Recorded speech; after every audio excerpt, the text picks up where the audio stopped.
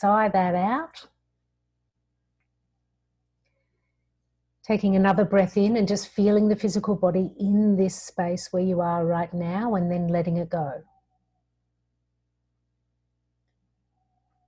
So now just continue to breathe and allow whatever happens to happen. We're not trying to find Zen, we're just grounding. And the grounding is in the breath and in the permission to be here now. So over the next couple of breaths, I'm just going to give a few provocations for you to be thinking about or vibing in as you center in on your breath. And the first is just to breathe into the belly, and again, thank yourself for taking this time to know more and be more, and about how you can self-love and care for yourself online. So just saying, this is a good thing for me. So just taking the breath in and taking the breath out and just acknowledging you turned up.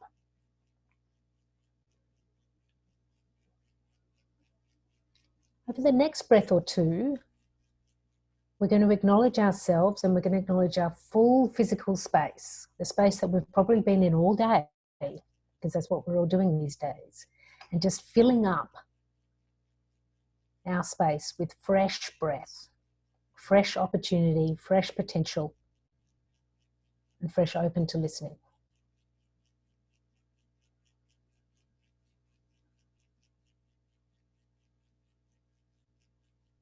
And now our breath is going to leave our place of shelter, and with our breath and our mind's eye, we're going to breathe in the possibilities of all of our connections on this Zoom, and then breathing out all that we may give, and breathing in all that we may receive, with all of us present on this call now.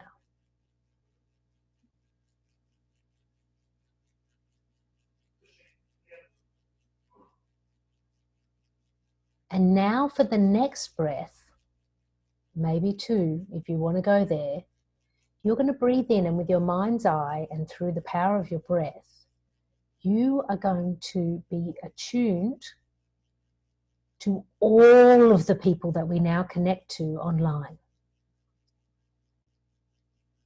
So feeling in all of the people who come through your screen, through your phone,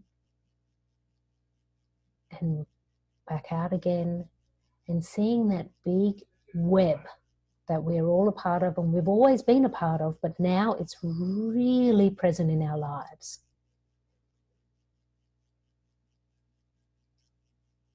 And for a last breath, we're just going to give a bit of love to that big wide web. Come back into the room, into the space, into that physical body, where we're going to learn more about the love and the security of that web with our very amazing Jessica Robinson. Well, thank you so much for that, Deborah. Welcome. Elevated sparkulation to you. Yes. Oh, now Fred, you just joined us. Fred, we're having, Deborah, one of our facilitators, just led us in a quick grounding meditation. And we're about to jump into the meat of our conversation. So Fred, if you just want to introduce yourself into the chat, just say your name, where you're from. It's lovely to have you here and joining us for this conversation. So with that, it's my pleasure to introduce Jessica Robinson. Jessica, and here's to you, Jessica Robinson. I have an acute condition called show-tunitis, where I may burst out into song, you know, at the drop of a hat. That's just what happens. That's what's so. It's like musical theater screaming. So Jessica, I'm going to unmute you because currently you're muted. So we can have you there. So this is Jessica Robinson, ladies and gentlemen. Jessica Robinson. Yeah. Hello, everyone. It's a pleasure to be here. Yes, thank you, Eduardo. Thank you, Deborah, for having me. Such an honor. And Fred is joining us from Denver. So we have 3 time zones represented on this call, you know, which is great. There's definitely a New York contingency. We have Portland, Oregon, where Kel is joining us from. Fred is joining us from Colorado. And I'm currently in Miami, Florida, at my parents' place in Miami Beach, on the beach, not allowed to get on the beach. They have literally barricaded the beach you can't get in the water. It just feels like all I want to do is jump in that water, and I can't do it. So first of all, I'm so honored to have you here as a part of this conversation. I met Jessica. I had the privilege of meeting Jessica. She was part of a women's lab at the Center for Social Innovation, and I hosted a workshop on storytelling and was immediately struck by you and your vision. You know, obviously someone who has a very, high scientific engineering background, mindset, living in this world of cybersecurity, and yet creating a completely different approach to speak about it, which comes from a place of love and creating safety, and was just so immediately moved by that. And then had the privilege of working with you. She participated in our Fearless Force program, which is a program that we do with groups of women, elevating their storytelling and how they show up to speak in their thought leadership. And just have consistently just been in awe of how you show up in the world and your expertise. And Thank you. what I want to say is that, as I was thinking about this specific opportunity to speak with you now about cybersecurity and uncertainty and love, is the ways in which, like looking at Maslow's hierarchy of needs of shelter and food, at the beginning, like that's where all my attention was. Like I was, okay, do we have toilet paper? And I've been away from home for 3 weeks. I'm not going back home. I don't know when I'm going to be back home. That's the truth of my situation right now. So I finally landed my parents' empty apartment in Miami Beach, went to Trader Joe's, had all my food, got my plantains, which was very important, for myself as a Cuban, had access to plantains, that was very useful, but that was a huge blanket. Yes. And like we had talked about having this conversation, and what I realized, what I had given zero attention to, what I had not given any focus to specifically as we're bringing everything online, is how am I protecting myself? How am I creating a container of safety and love around everything that is now a digital asset and everything that is online? And to answer that, the first person and the only person I thought of was you. And I figured that I was not the only person on the planet that was feeling that. So wanted to create this opportunity, to really have this conversation. So with that as a background, I'd love Jessica to just, turn it really over to you and really there are enough of us here that we can really have an intimate conversation, which I really love. Would love for you to just kind of, begin like top of mind, where are we? What are you feeling? All that jazz. Yeah, it's interesting. It's definitely an interesting time. And I just want to acknowledge that I understand that people are in different places right now. Overall, I'm feeling good. Kind of similar to you, Eduardo. When it comes to times like this, our business, PurePoint, is really built to respond to crises. And that's what we're doing right now. And that's what I'm doing, and my consultants, and helping clients where they are right now. We're onboarding clients right now, helping them where they are. And part of it is really understanding what they need most right now. So some are really focused on continuing to just focus on specific cybersecurity needs, but others have just said, stop. We need to really focus on our team. We have team members that are starting to become infected with the coronavirus. And so the way that impacts me is being able to think about how to best impact and serve in other ways. I think for me, it's,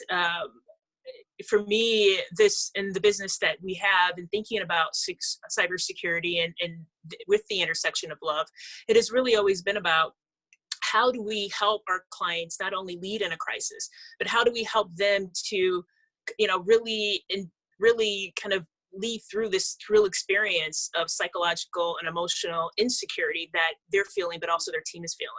And so I really find myself doing a lot of that right now, in addition to being able to help people meet some basic needs around responding to a crisis and just making sure they have the right plans in place. And really, I'm really kind of rearrange some things to make sure that I'm in this position to be able to do just that as much as I can. Whether it's a question around how do I, just protect my devices, or how I ensure that my company has the right VPN, because we're realizing now that everyone's moving to home that we don't have a VPN, which is a virtual private network setup. And so it's during these times where companies are starting to realize their own vulnerabilities as well. So. Jessica, just to frame this, what I would love, I mean, again, we have an intimate group here. If Vero, Cal, Fred, Kristen, if you can just quickly introduce yourself and maybe let us know a little bit about where you are and maybe a little about your business, I think that we can also then, you know, speak specifically to those needs and what the questions that are top of mind. So Vero, I'll start with you. Sure, thank you. Similarly, Jessica, I think we briefly met last month too at the event. I didn't even realize we were neighbors and field as well, because I'm actually work for a company. Our main focus is providing a software for crisis management and business continuity.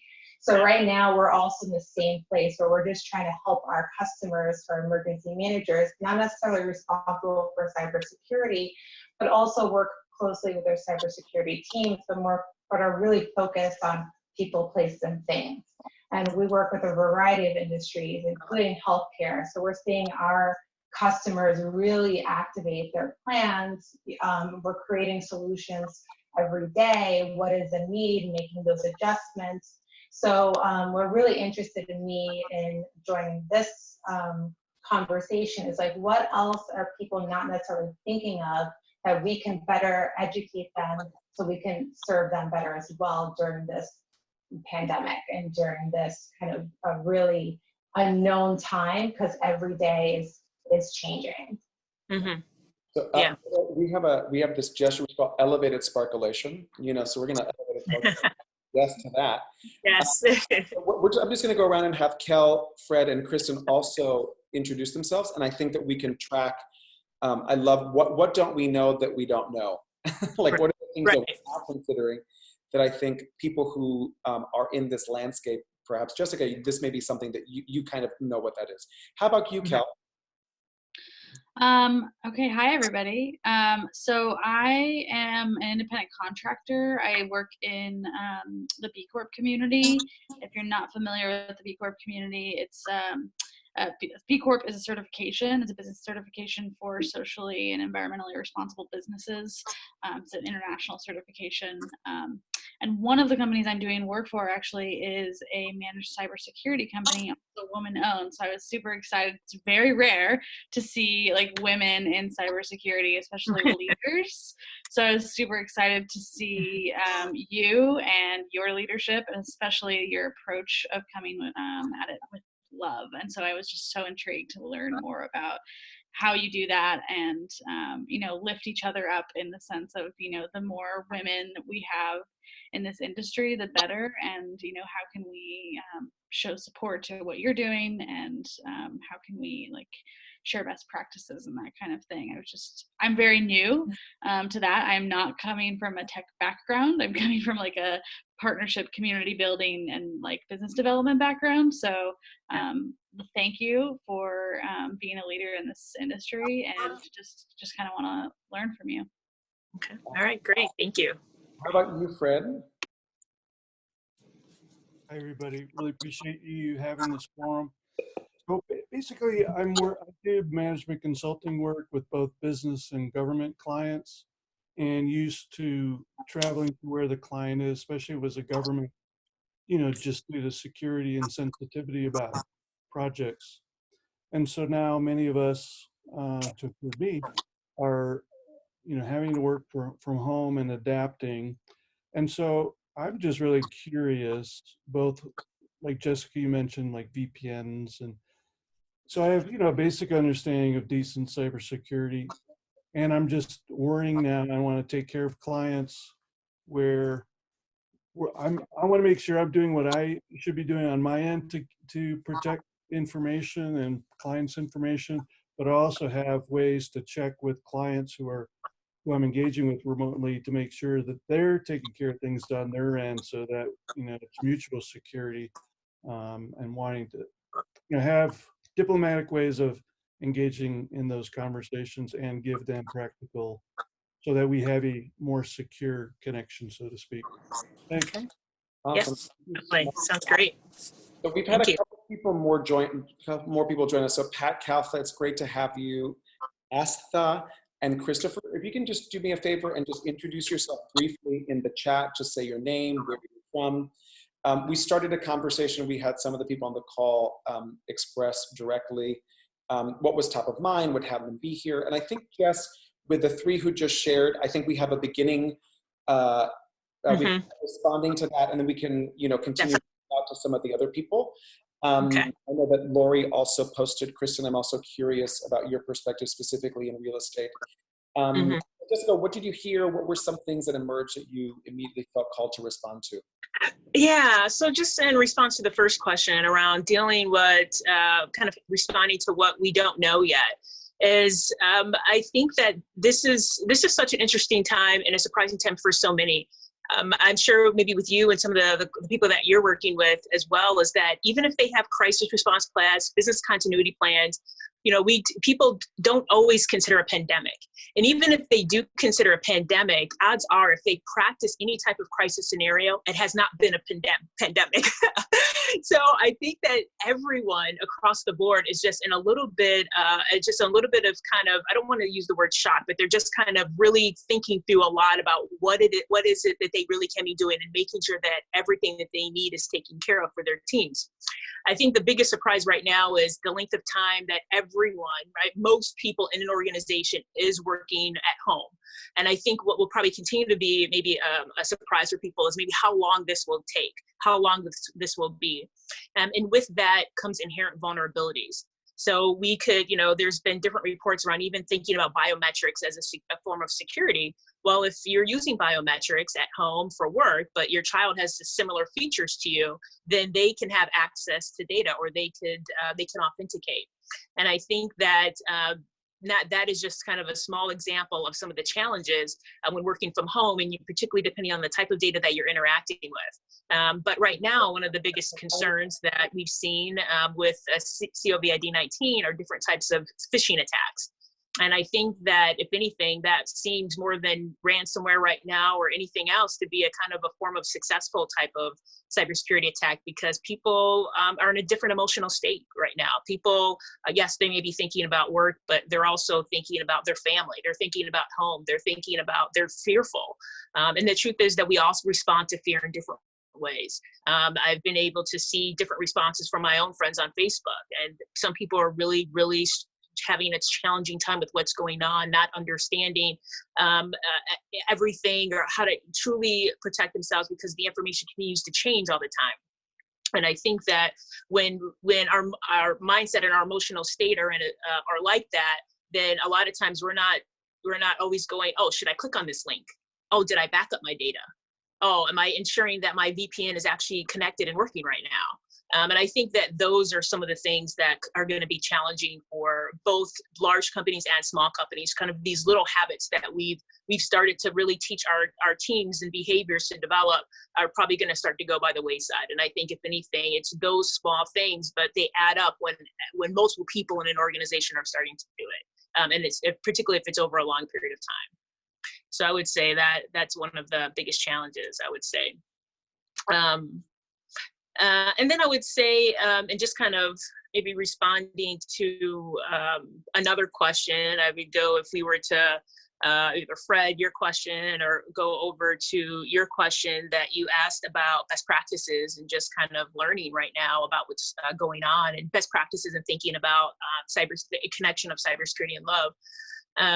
And for me, thinking about this really came from multiple different ways. But one is when this company was started, we started with a framework of not just thinking about cybersecurity as how we would implement it, but we started with 9 guideposts for how we would help lead our teams and our clients in a crisis.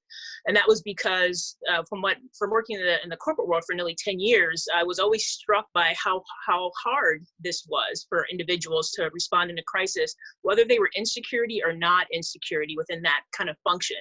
And either way, we all need to think about self-care for ourselves if we're doing this type of work.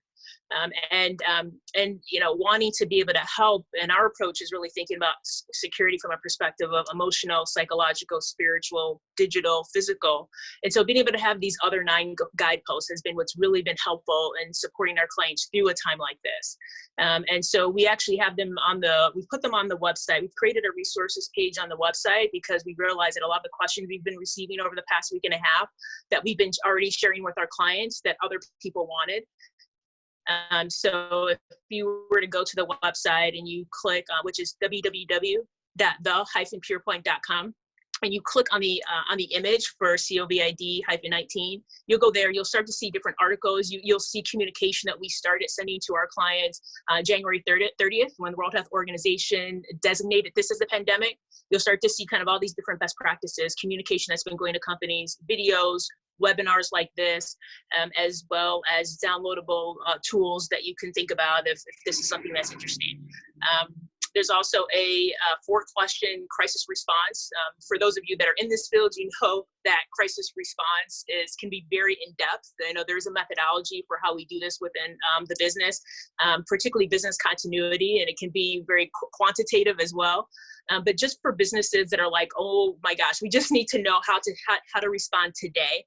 There's a 4-question guide that can also be very helpful to organizations that we found that they just needed to know what to do today, to focus on critical processes and critical employees that maybe for whatever reason, either because they're sick or because they've had to reduce their hours that can no longer support the organization. So those are there as well. Okay. So Jessica, I'm actually copying them and putting them in the chat from on your website. I'm actually copying and pasting, and then we'll also send this in an email to people. I just wanted to create this as a tool immediately. I just wanted to acknowledge Astha, and I apologize if I'm saying your name incorrectly, but she just wrote that she's a cybersecurity instructor, trainer, and research writer as well. Mm-hmm. And she works with a lot of students and professionals across the globe, and everyone is fearful of the current situation. She wants to learn something from this communication and guide people afterwards. Okay, so just wanted to set that as an intention. I also want to acknowledge that Dan Pincus, my dear friend and colleague, is here also. And Christopher and Pat, if there are any other things that are emerging for you, any questions, if you don't feel comfortable speaking it out loud in the space, feel free to message me privately, or you can put it in the chat. We'll keep our eyes in the chat so that we can make sure to pivot those questions forward. Lori asked a question. She said, how is cybersecurity impacted by the possible disruption of a pandemic on supply chains? And in the spirit of how we take care of ourselves, what can we do to protect ourselves and loved ones? Sorry if this is not relevant to your work, is what she said. And I think it is. The beauty is that it's like, what I love about Jessica is like, we're not machines, we're people, right? Exactly.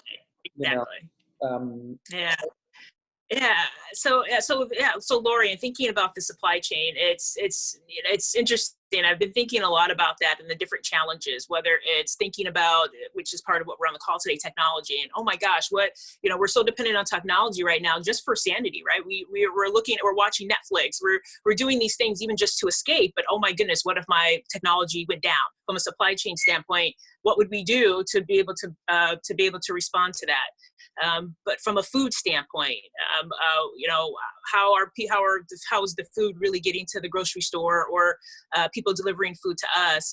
And so this is what I'm thinking of when I'm thinking supply chain. So please let me know what you're thinking of, if this is different. But even supply chain within organizations, right? If an organization they're dependent on a particular vendor or partner to deliver something for their own service, and that vendor can no longer deliver it, that can be extremely devastating for an organization. And so I think that we are just in this dynamic right now where I think we have to meet people where they are. I think that even from a business standpoint, it's really thinking about how do we help you to do what you need to do without breaking a partnership or trying to find another resource. And I think that that's an important thing to think about. Even for people that are dependent on clients who can no longer pay, that's fine, right? How can we meet you where you are, support you where you are, serve you where you are, and then be able to, continue the relationship into the future. And so I think as we think about this, where we're interdependent on each other, I just think it's how do we best support each other? And if we think about that in terms of our families, I would say it's the same way. And but it's also about how do we do this psychologically and emotionally, and how do we spiritually? Because there are people that are really struggling, and people respond to fear and anxiety very differently.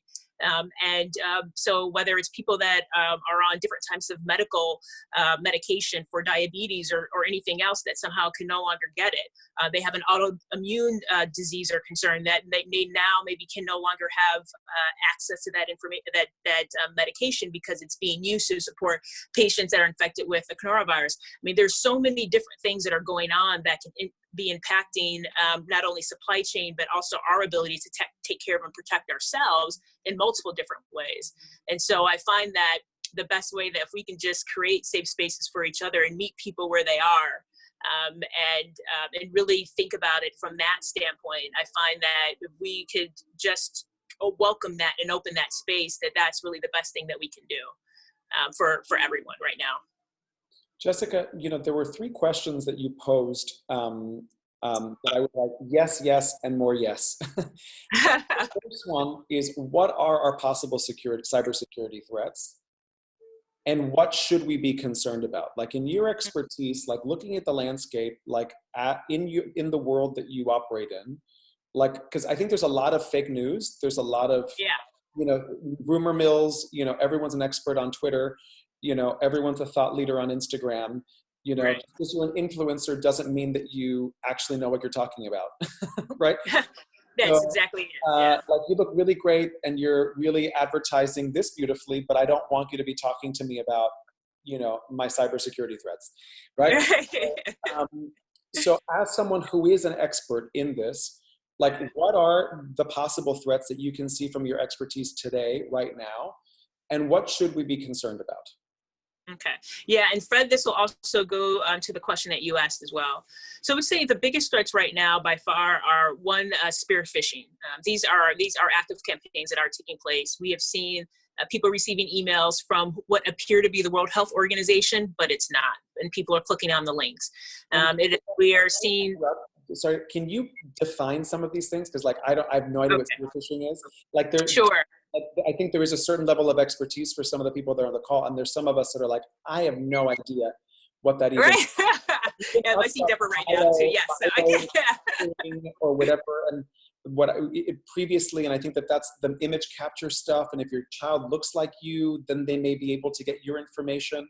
Like, so that was what I was piecing together. But if you can do a little bit of defining of these terms, I think that would be really useful.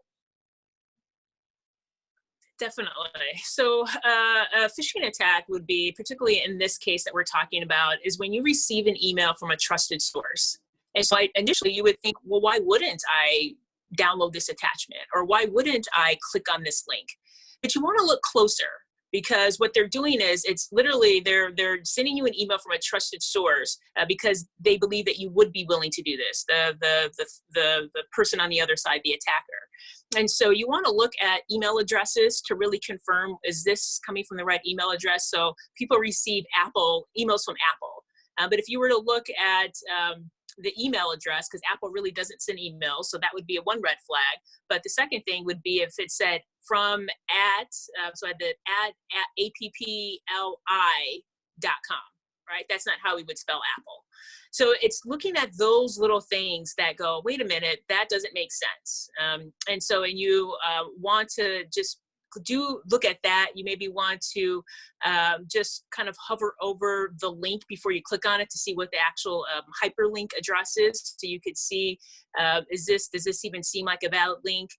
And the most important thing to do, particularly if you were to receive an invoice during this time, is before you would even consider paying an invoice, is to call the person who you believe sent it to validate whether they actually sent you that email to pay something. That's one of the biggest, I think, really the biggest concerns and the biggest fears right now for businesses and also for employees as we're kind of going through this time is not really paying attention to these things, but just trying to hurry up and do and complete something so we can go complete another task.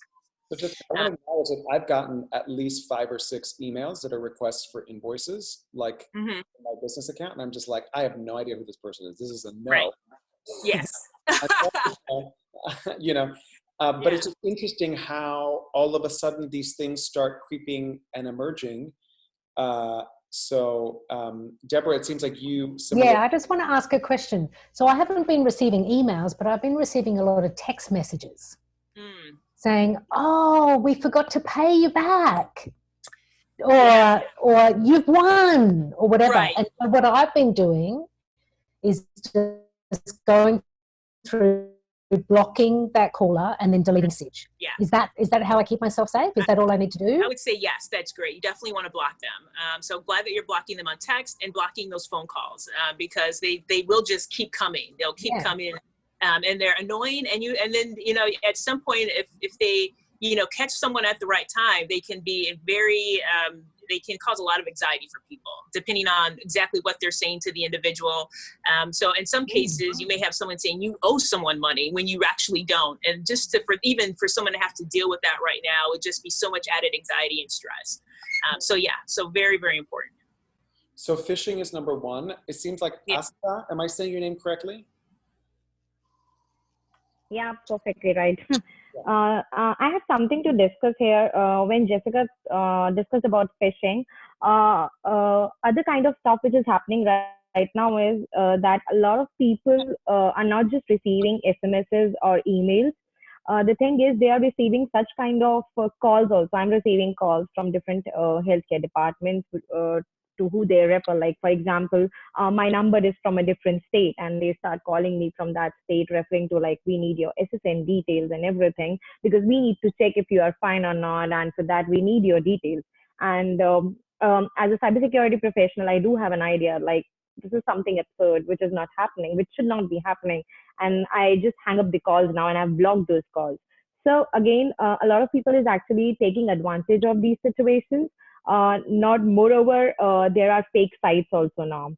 So they ask you about your whole details, phone numbers, and email, so that they can just send you bulk spam messages. So I have done a lot in like past few days, and somebody also copied my email address, my official email address, and started mailing other people also regarding the same. Like, this is Asa, and I'm working on so and so project, and can you guys just share your details? So it's all going reverse on my part also. Like, okay, now I am also a victim in some other way.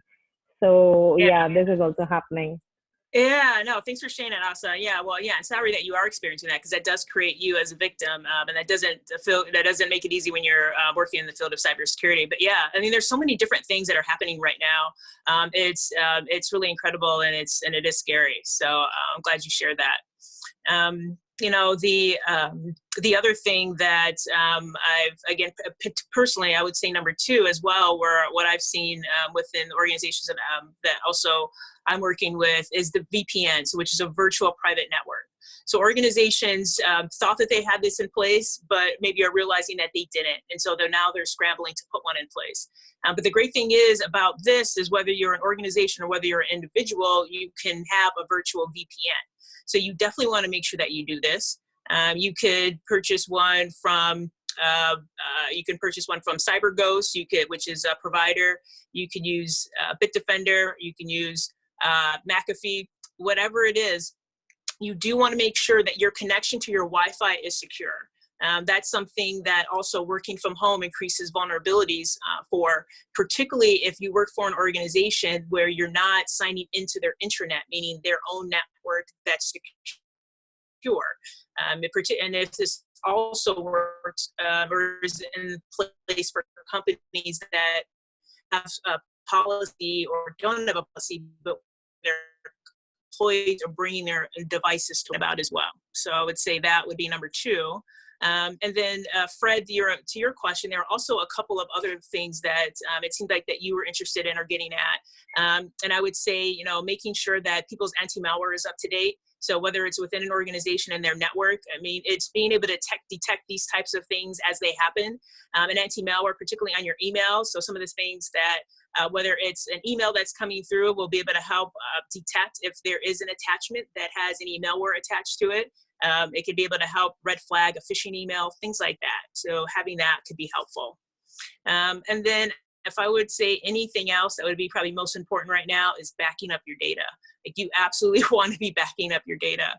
And people may be working on different devices right now. People may be using their phone or their iPad more, but whatever it is, backing those up is important, particularly whether if you're backing them up to the cloud, then if your company is using that, then you'll be able to access that and on multiple different devices. But if for whatever reason you're saving anything to kind of a local drive, then having a backup for that right now is really, really important. And I'm seeing more companies or even more individuals seeing this as an opportunity and not really ensuring that backup is happening. Because again, at the end of the day, we've kind of lost our privileges to go outside and to walk around right now and to kind of live life. If you lose your technology privileges or you lose your data privileges and being able to access your data, how would that impact your life right now? So, I'm wondering, Jessica, do you recommend to have some type of physical, like I feel like there are all these opportunities to store things in the cloud.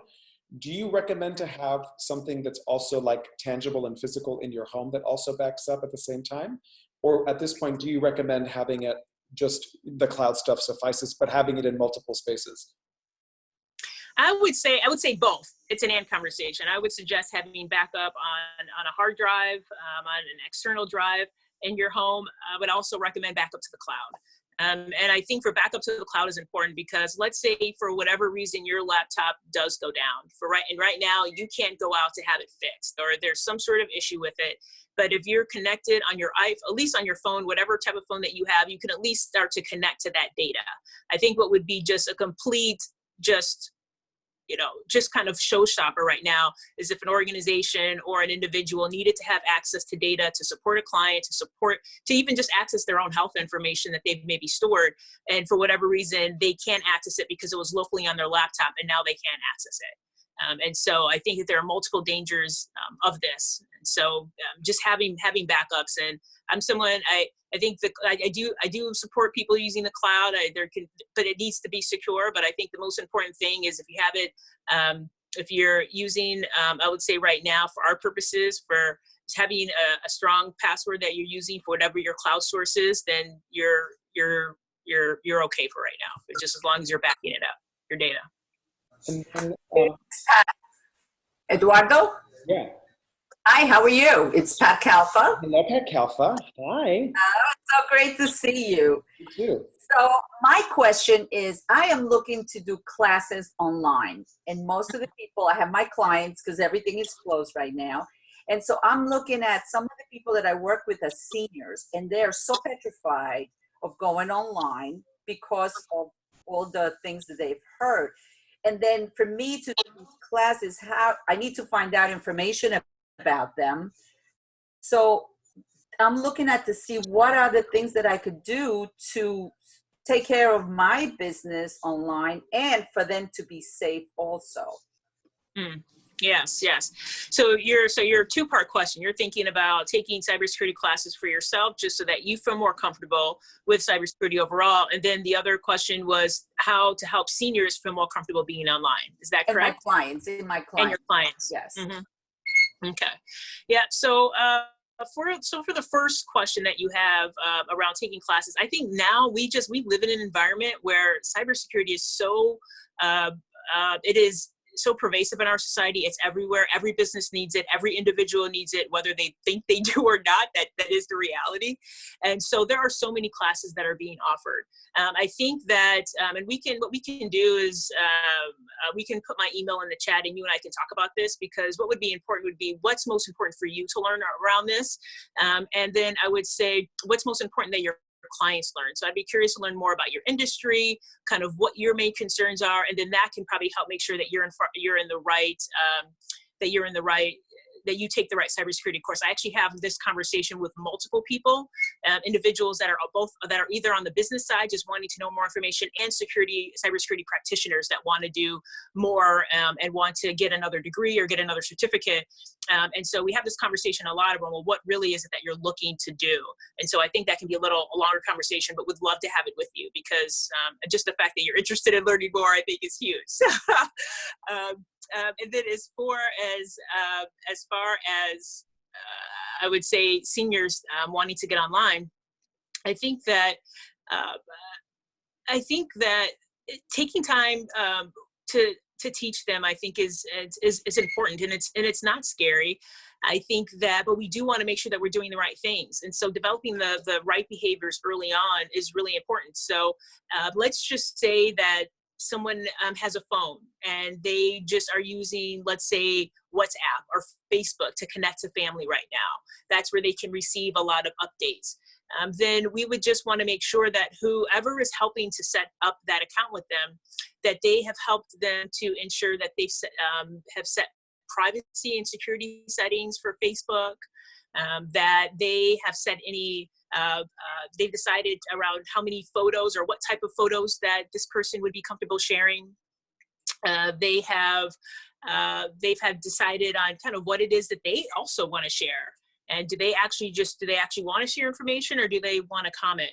And so I think that really how people want to be using this, and particularly older people that may not feel comfortable with technology, I think that can just be a great thing. I think, and one of the things that I think is important is that we're all in this together. No one should, particularly in dealing and working with elderly individuals, they definitely shouldn't be left to even try to figure this out on their own. So how can someone in their family help them to feel more comfortable and help them to do some of these basic things that odds are it's possible that someone in their family has already done. They may or may not have done the privacy and security settings, but that's really an important thing to do. But that's what I would suggest. I do suggest it's like the buddy system. Who's with this person to be able to help them answer their questions and then be able to support them along the way. And a lot of times what I see is it's a grandchild. I was on TikTok the other day and just saw this kind of really amazing duel of a grandmother and a granddaughter doing this amazing dance. But they were having so much fun. It was so great.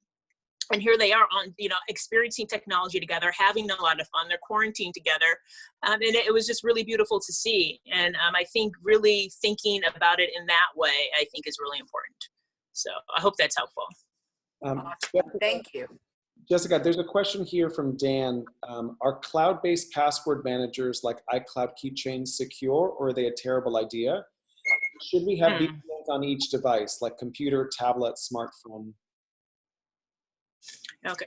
I'm saying you cut out just a little bit for the last question. Should we have what on each device? We have VPNs on each device. Yes. Each device. Yes. Yes. So yes, I would say each device should have a VPN. And so the thing is when you purchase a VPN, I've used a number of different ones, whether it's ExpressVPN, whether it's CyberGhost, McAfee. I like to try different ones for my own experience, so I can talk about it, and I also get an idea of the different services that people provide. But when you do this, it actually allows you to support multiple devices. So I would definitely suggest that there's a package a lot of times to support up to 3 or 5 devices. I would definitely suggest that you do that. Take that package and then add it to all of those devices. Sometimes a challenge with VPN is depending on exactly how you're using your laptop that day. Sometimes videos don't always come through. Sometimes for Zoom, I've had to disable a VPN just to be able to get on Zoom. But those are things that you'll start to learn, and you'll be able to know, okay, when you maybe are having some sort of issue with something, when it's the VPN, when you'll have to disable it just to be able to do that, particular thing, but then you'll always want to enable it again. That's a really important thing about VPN. Yeah. I'll just ask. And then, if you're on a password protected home network. How to protect the home network? Is it important to have a VPN if you're on a password protected home network? I would say yes. I would say it's still good to have a VPN. And if your home network is password protected, you're comfortable that your router is secure. I would say that's great. And I would say it's thinking about cybersecurity is really kind of a you want to think about what we call them are controls. Multiple. You want to think about it as an interdisciplinary or kind of a multiple approaches to supporting security. So even if you have a password on your network, that's great. And I would say that's definitely the first step. But then the next thing was you would want to definitely have some sort of VPN. But obviously, let's say you're on a public network, VPNs I would say are absolutely mandatory for that, because on a public network you wouldn't have a password. But still adding VPN to a password protected Wi-Fi is still very important. And just for my ignorance, what does VPN stand for? I feel like it's like a very protected network. Virtual private network. Virtual private network. So yes. It's also a very virtual private network. Very protected network. Then you need a VPN, a virtual. Yeah.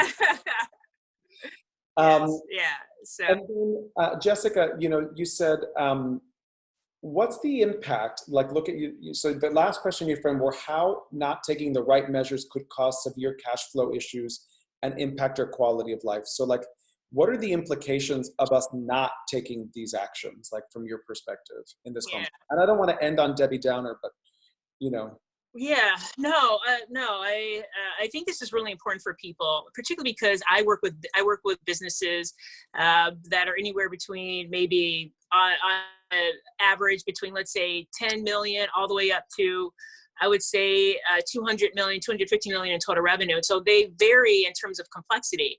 But one of the challenges that ultimately happens, I find in working with companies that aren't necessarily or it could be in a situation like this, is where we realize we have a vulnerability, but we don't want to address it because we're concerned about maybe the fact that we are now working from home and the team has to adjust to that, or we're concerned about the fact that we don't have the same amount of cash flow coming in, and so we don't want to do something about it. The truth is that everything in cybersecurity doesn't have to be very expensive, but as a business owner, you do want to take action. And so something that can be a challenge for a business owner right now is if they decide to not get on a virtual network, they decide to not talk to their team about clicking on potential phishing emails or links. They decide to not make sure that their data is being backed up during this time. And they're not thinking about continuity of the business. And now all of a sudden, maybe they do experience some sort of cyber attack. They do experience some sort of ransomware attack. And believe me, just with doing this work, it always happens at the worst time, at the most inopportune time.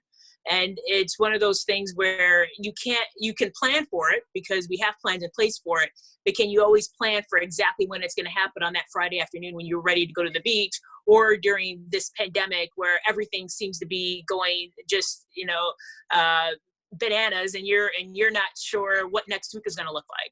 And so I think really this is really just what it means, to be honest, to be a CEO in 2020. The job is not getting easier, it's getting harder, whether you're thinking about the globalization, other global threats, you're thinking about sustainability of the organization, the environment, and your impact on the environment. And you have to be thinking about cybersecurity. And so at the end of the day, companies will have a breach. And if you haven't experienced one, or if you don't think you have, it's probably just because you don't know it. And the truth is that it's always hardest on the smaller companies. I was working with a company actually in real estate a couple of years ago, and they had a real estate transaction where they were sending it through email, this particular agreement that had bank account information in it. The email was not secure, and so it was intercepted. It went to China from what they could see, and then when it came back, the last two digits of the bank account number were inverted, and so they took the transaction. And then by the time the real estate company tried to take that transaction, the money was gone. So the question is, okay, how do we support the person who was actually making the down payment on this property that they were purchasing? And then what happens with the real estate company? But then also what happens with this individual that didn't ensure that her email was secure? who was using not her company email, but was using her personal email, which was a big no-no.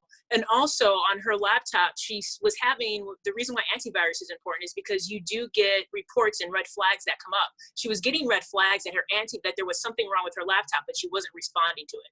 So this happens in businesses. This happens for individuals that are vendors or partners to a business quite frequently. And it always happens at the most inopportune time. So I would say that not thinking about these things now could hurt your cash flow, because at the end of the day, you could say, I don't want to spend, $50 or $60 to get that anti-malware.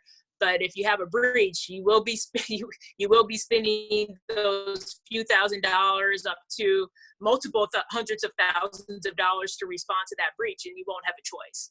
So it's always better to be preventative and think about it in advance than to kind of be reactive. And now you're dealing with a breach and you're spending way more money than you ever thought possible, because then your cash flow is completely gone and you're in a definitely worse situation. I have another thing to ask. There are some organizations which are into providing security services. Okay, so there is a part of it, like security is altogether a different domain. So there are organizations which provide security services to the clients. So I was working with one of the companies. There were like 50 people, and they were providing identity and access management services to their clients. But the most important thing I realized, and I was shocked at the moment, was though they were providing security services in one part of security, but they were not aware about different areas of security, which was like really important, like application security, working with VPNs. I never worked with VPN with them. And that was like really shocking to me. And once I discussed with them, with all the people when we were in a conference, and still I can easily say through their expressions that they were not actually willing to welcome that change, welcome that thing, like, okay, this is happening around the world and we should incorporate these changes in our company and organization. So the thing is that I have seen, like, as you're talking about, that companies should take these important measures in order to protect their data and employees and everything around them. But I think the most important thing which I have seen is, like, people don't trust security consultants and whosoever in their company who belong to security domain. They don't actually trust them easily. Like, okay, this is a situation, this is very critical, and these important measures have to be taken on time. Otherwise, we would be at risk, or there can be a data breach in our organization. So I want to ask you about how to make organization, or particularly individuals who are into business and not into security, understand your facts and figures, make them realize how important it is, and make them really understand and make them actually incorporate these things in their organization. Yeah. So I would say this is a huge piece of what I do in working with businesses. And one of it is education. There are so many people that are leading companies that really don't understand how cybersecurity can impact their business. They think about business continuity as, thinking about cash flow and thinking about how do I make sure that I'm bringing in enough business in order to be able to support the company, but they're not thinking about all the threats that are impacting the organization on a real day-to-day basis. And so the truth is, I find that it's really speaking with people and educating them. And and I spend my time with C-level leaders, because at the end of the day, they are the decision makers. And they're impacting not only the decisions they're making about IT and cybersecurity and their teams that work in that area within their organization, but they're also, impacting the budgets around those areas. They're impacting what strategies are connected to the overall business objectives of the organization.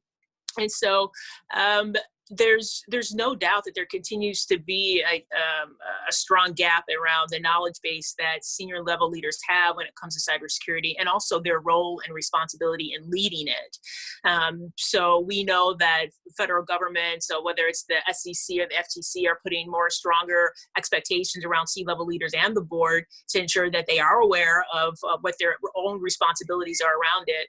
Some people aren't aware of this, and obviously this is more for larger organizations, but it also does apply to some of the smaller organizations as well, particularly depending on what industries that you're in. I'll just quickly say that right now we're seeing which organizations are really part of critical infrastructure or not within, right? So technology and communications, healthcare. We're seeing grocery stores that are obviously still up and active, supply chains around food.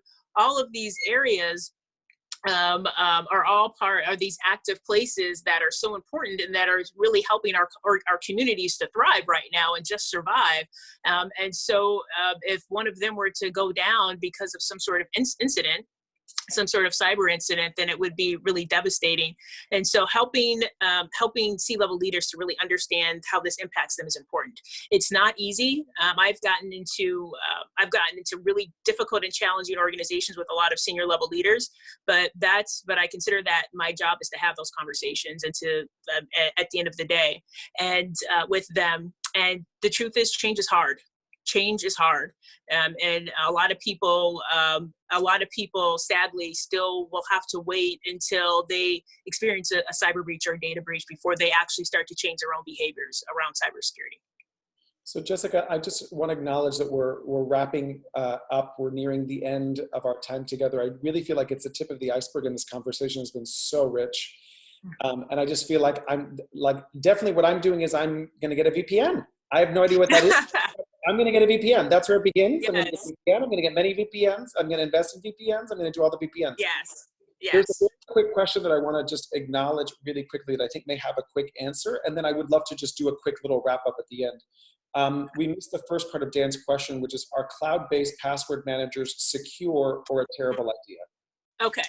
Yeah. So for example, LastPass, 1Password, they are secure. They are secure. Now, is it possible that they could have a breach? Sure. I think any organization right now can have a breach. And I believe LastPass, for example, has already stated that they have had one. The way that they store their data through data segmentation really allows for, if there is an incident, that the least amount of data is impacted. And so I am a supporter of it. I encourage all of my clients to use some sort of password manager to be able to support the multiple different passwords that they have. And I do think that it's important to do. So yes. Okay, great. That was a quick answer. Love it. So I'm putting Jessica's email in the chat. It's jessica@purepoint-international.com. So if you have any questions, you can feel free to reach out to her. We'll follow up with an email that will have the links to the crisis response, also the 9 points. We'll add that into the email that we'll send out to everyone, so you have those as resources and they can continue the conversation with you. I wanted to also share that we will be doing these Fearless Chats going forward on Tuesdays and Thursdays every week at 5 p.m. Next week, I'm really excited. We have two people from our community. One is Allison Davis. She's a sales coach, and she talks about sales from a very heart-centered place. And how do we sell in times of uncertainty and times of crisis? So that's the conversation for next Tuesday. And then on Thursday, we have Michael Kay, who's a financial life planner, who's going to be having conversations around finances and how are we dealing with the insecurity that we have around our finances? How can we be in action in ways that are actually supportive and loving and positive, as opposed to like freaking out and being in the space of scarcity. So that's what's coming up next week. I'll also be following up with you with that programming, so you're aware of that also if you'd like to join us. I want to thank you so much for spending. I know there's a lot of noise right now of opportunities within which to connect, and I'm really grateful that you chose to spend this hour with us having this conversation around cybersecurity. And what I would love to do just as a close, if each person can just go around and just say, actually, if everyone can just take themselves off the people, we can see the people. I want to do a quick little screenshot of people if possible. So Dan, Pat, I don't know, Christopher, if you're able to do camera here. If not, we'll do a quick little screenshot. So everyone smile. 1, 2, 3. Okay, great. And just an opportunity for each person to just speak out loud. Like, what is their biggest takeaway? Like one really quick takeaway that they got from this conversation that they can put in action in their life. So Lori, we're going to start with you. Of course you are. There's so much, but I definitely am looking into VPNs and password managers, which I have ignored. So thank you, Jessica, and everyone. Great. How about you, Deborah? I think for me, it was more just, I didn't consider that I just didn't consider all the things. That's what I'm sitting in, is like I was focused on all the other things and just deleting those messages. And yeah, just open my eyes. Thank you, Jessica. Mm-hmm. Awesome. How about for you, Fred? Well, first, thank you so much for hosting and Jessica's generosity here. I think for me, it's just that's, I think, a new, right here, right now, part of the engagement with clients who are going to be at home, and checking with them to see how their security is, and maybe connecting them with the kinds of folks on this call to help them get what they need to take care of themselves. Awesome. Thank you so much, Fred. How about you, Asta? Actually, I have known and met Jessica before. She's like a mentor to me. And it's like a lot of questions I had in mind, like, okay, if this happens, that happens, what I would be referring to people now, responding to people now. So she gave me like a light towards in that direction, like how to direct people, help people, and just actually guide them in now in a better way about various stuff which is going on around. And I'm really thankful for this session. It was indeed a very knowledgeable session for me. Great. Thank you, Asta. How about for you, Vero? Thank you so much. I think this is great. You probably saw me nodding my head a lot and taking notes as Jessica was speaking. So I think similar to what Asta was saying, like this is a light into a lot of conversations, but I think the biggest takeaway for me was just reframing cybersecurity as a form of self-care. Love that. Yes. How about you, Pat? Yes. For me, it's great because I can actually teach some of the people that the seniors, they're so afraid of being on the phone, and you know, how to keep them safe, because they get so much information that they don't even know how to, you know, recognize when there's a phishing or not, you know. So I get so much of it too, and so this is very informative. Thank you. And Pat, I just want to acknowledge you because I know you're on the front line. I think Pat does physical work with seniors, you know, exercise, and knowing that one, it's a vulnerable community, you know, and two, you know, they're definitely practicing social distancing right now because of what that is. And talk about the want and the need and desire for connection. So I just see you as a force of light, Pat, right now in that world. And I just acknowledge you for being on this call and just really getting that you can be, you can do TikTok videos with them. I'm going to figure it out. And kind of be that bridge to help them around that. So that's really beautiful. So what's happening right now is that there are classes for seniors, and that's their social connectedness. And now that they're all closed, it's like they're home by themselves, you know? So it is a form of connection. So I'm trying to figure out how to put it together, and we're starting a class online, and at the same time, they're afraid. So yeah. I really got it. Awesome. Thank you. So great to see you. Thank you for being on the front line of that. How about you, Chris? Anything for Christopher? Anything for you? What is your big takeaway from this call?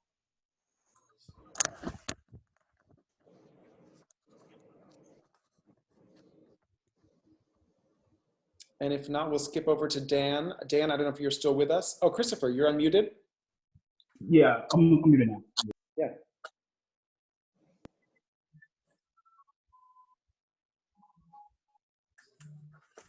Any takeaway? What is your big takeaway? Oh, yeah. So I had to regurgitate a lot of things, like shattering a lot of stuff. I mean, I came on this one late, so we session recorded. So thanks for the input. Thank you, Christopher. It was a little muted, but we're going to take whatever you said as an acknowledgement. Oh. Say thank you. Yes. For that. And with that, Jessica, anything to wrap us up? Anything that you want to say here at the end? Yeah, you know, I would just say make sure that you're taking care of yourselves and that you're taking care of each other, people in your community. And just, you know, during this time, though it's scary and not everyone thinks about cybersecurity and kind of the things that we've talked about tonight within their own personal lives or their business lives, but do look at this as a way to practice situational awareness for yourself, and that it is a form of self-care. I mean, it is a form of like self-defense, right? If a woman is going to take a self-defense class so she can feel more confident, then why wouldn't didn't she take a self-defense class about how to be safe online too? So just look at it that way, as this is just really about how to protect yourself, and it's just adding more tools to your toolbox. Love it. Thank you so much, Jessica. We're going to elevate it, sparkle at you. Yeah. Thank you. Until the next time we always end our conversations by remembering to fear less, speak free, and love more. So thank you so much. Till the next time. Bye. Thank you. Thank you so much for having me. Bye. Thank you. Bye bye. Bye.